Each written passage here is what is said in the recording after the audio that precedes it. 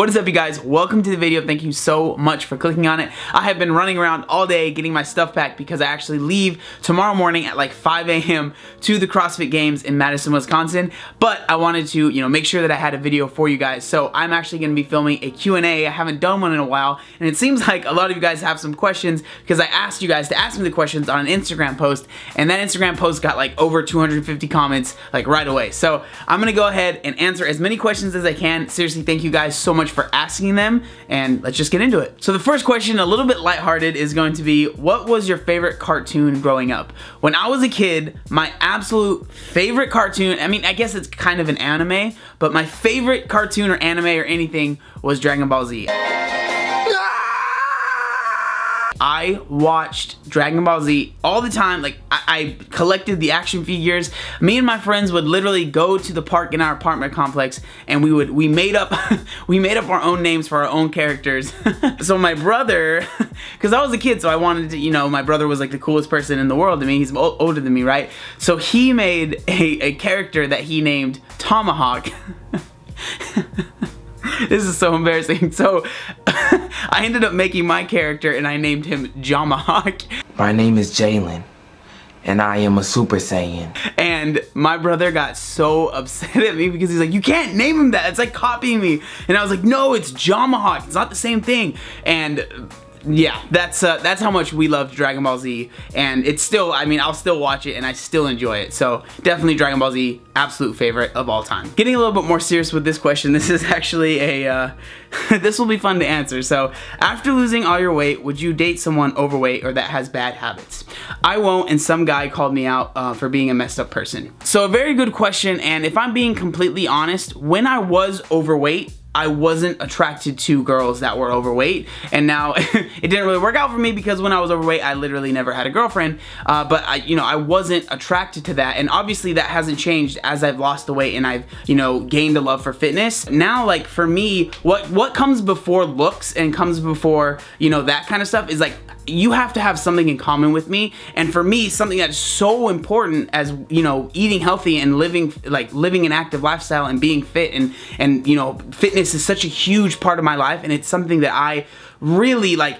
If I thought about having a relationship with a girl, that would have to be something that would be in common because I love it so much, and that it would be hard to, date a girl that just wasn't into it or didn't, kind of hold the same things close to her heart like I do when it comes to that stuff. So, would I date a girl that's like, morbidly obese? Probably not, because first off, I'm not attracted to, women that are like that, and my lifestyle and the things that I hold important to me obviously probably aren't the same for that person.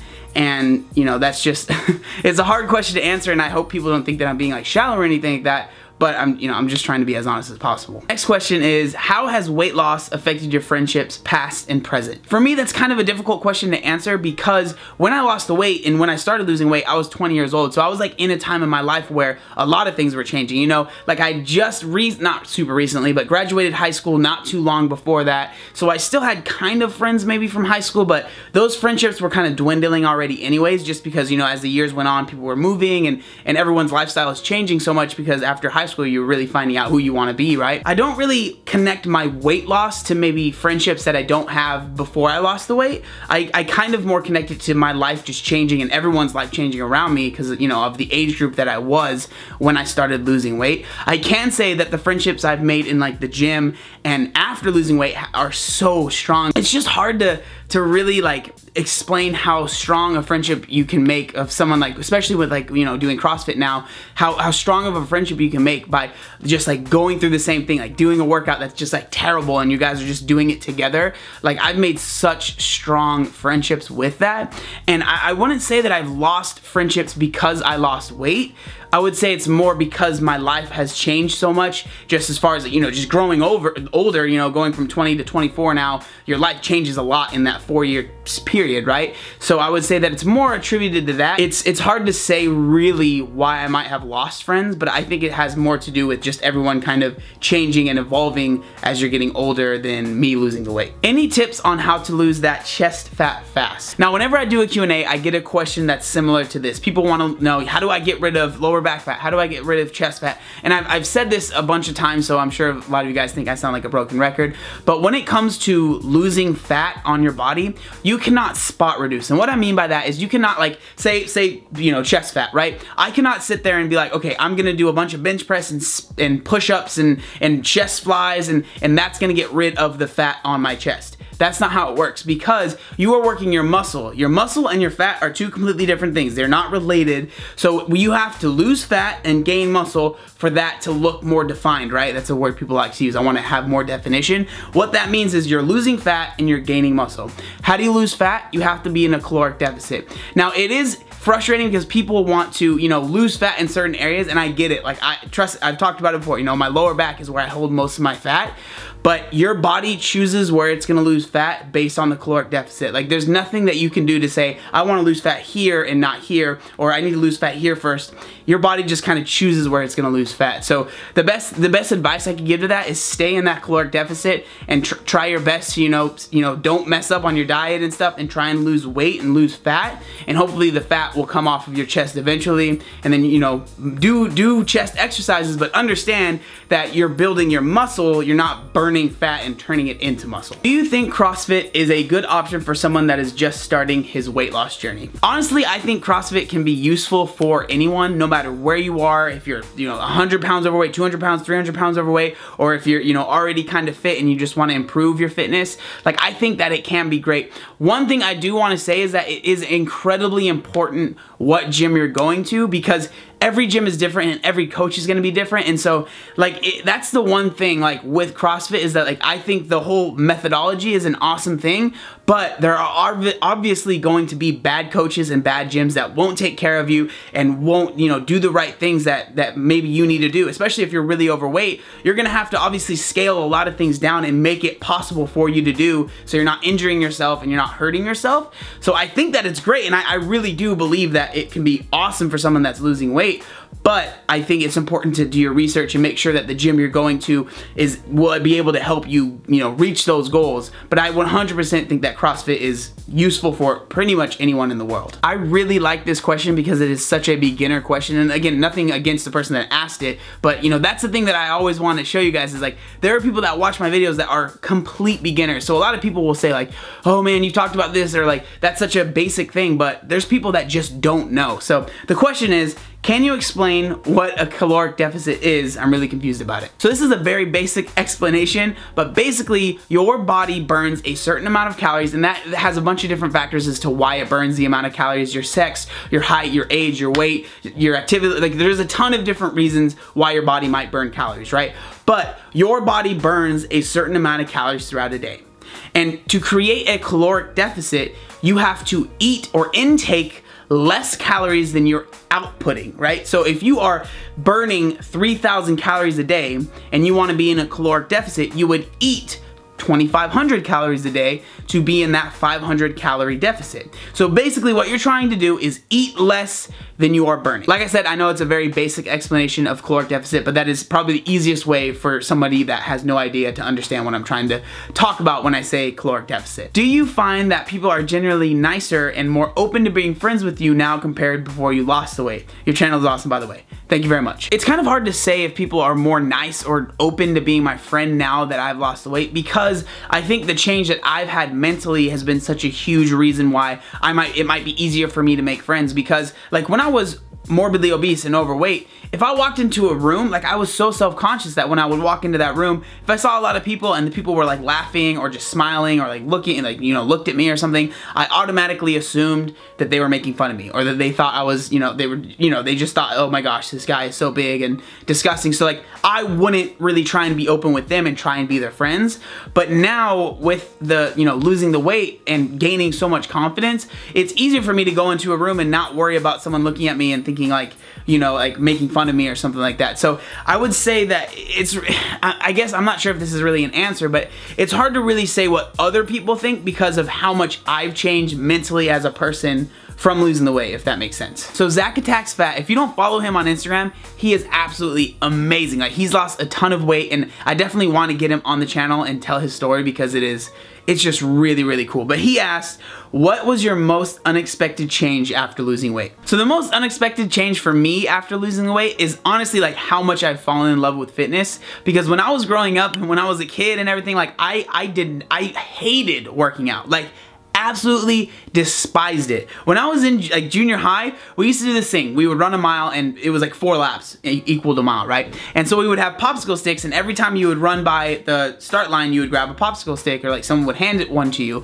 And I would do everything in my power to try and get at least 1 lap off. So I would try and grab 2 popsicle sticks, or like have one with me already. Like, I literally used to steal them and put them in my locker, and if I knew we were doing the mile, I'd grab it before you started. So like I hated working out. I did not like it at all. And the fact that I've gotten to a point where it literally is it's the highlight of my day is when I go to the gym.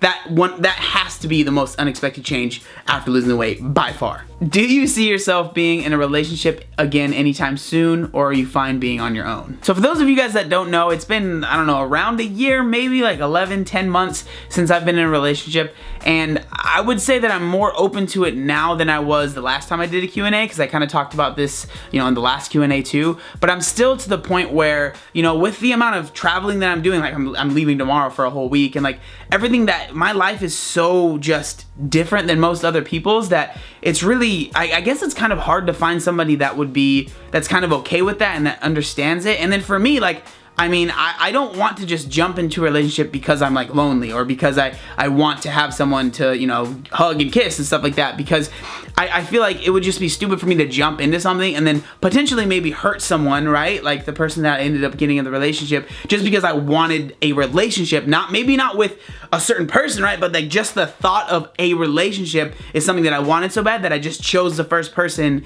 and then ended up hurting them in the long run. And like, I feel like I'm at a point in my life where I'm really trying to be happy with who I am as a person. And like, you know, I've talked about it recently. Like I've been struggling with my anxiety and all of this stuff, and so like I really need to be 100% okay with me before I try and bring somebody else into that, you know, because the last thing I want to do is hurt someone else just because I'm kind of lonely, right?